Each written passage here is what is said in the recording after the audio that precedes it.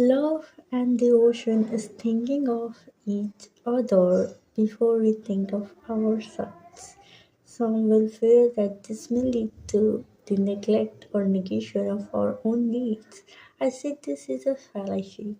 When we feel connected to self, we can connect with others. We feel for each other, and selfless love flows from a state of connectivity.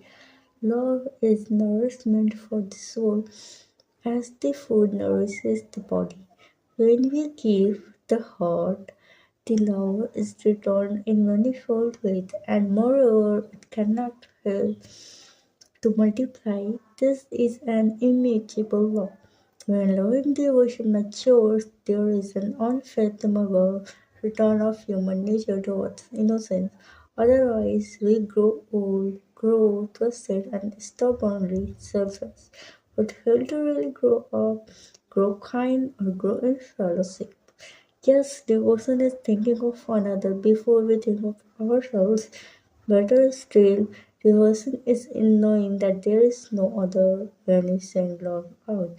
We actually direct it at ourselves. There is a circle of hurt, bitterness, and rivalry, which pretends to give but actually takes from our life.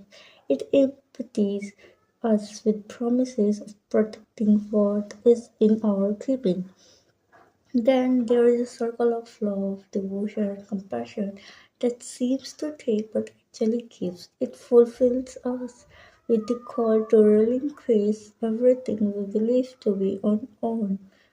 Such is the riddle of a spiritual being. Christ spoke of living the Lord God with all heart, soul, and mind. He also spoke of loving our neighbor. As we love ourselves, he went as far as to say that all the law and all the prophets hang upon these two acts of love, which two eternal precepts Guru Gobind Singh Ji, the Saint Master of Sikh faith, spoke of love as the unique singular meeting point with God. There is no clanging of cymbals, beating of drums, or chanting of mantras here.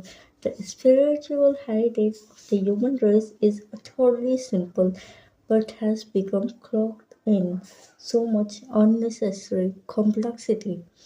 No wonder we roam from one conflict to another, lost and disheartened. We have fallen our out of touch with the fact that love is the alphabet with which we may read the scriptures, and love is the song in which we may sing them. Our saving grace lies in the oath that loving devotion is eternal, unwavering, and everlasting. We may buckle as human beings, lose our sense of direction, and fail to prioritize love. However, the universe never gives up on us. The source from which all has come is love itself. In an unceasing act of love, the source manifests those beacons of devotion who return time and again to pull humanity back from the brink. Cutting through the confusion, using words only as far as necessary, these guiding lights lead by example to re-establish us in love.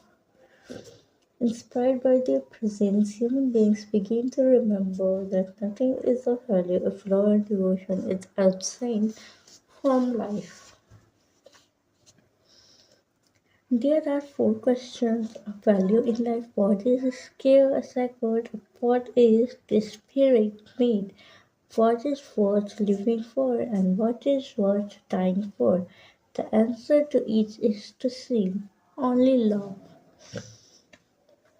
We cannot love one another until we have learned to love ourselves, and we cannot love ourselves until we have spent time in company of self. And we cannot spend time with self unless we have an awareness of who we truly are. This source, our original self, is all pervading, all embracing presence, all existence emerges from it, is sustained by it, and eventually returns to it. There can be no story of devotion greater than this, permitting everything and holding the entirety of the universe within itself. The source has become associated with many names and levels. One less such label, and perhaps the most fitting of all is love. When love is received and reciprocated, it generates joy, peace, and happiness. Love really does make the world go around. There can be no devotion without love. The reward of devotion is more love. Who can deny that the world needs more love and devotion right here, right now? Nothing is lost. Too much has been forgotten. Loving devotion can be reclaimed if we begin to pilgrimage back to source. If we connect with all that we truly are, our journey will be that much easier. If we take the company of forest and loving guide, there's actually no distance to travel nowhere else to it. Yet, this meeting point with self, a deep, true love and devotion, is a rare experience.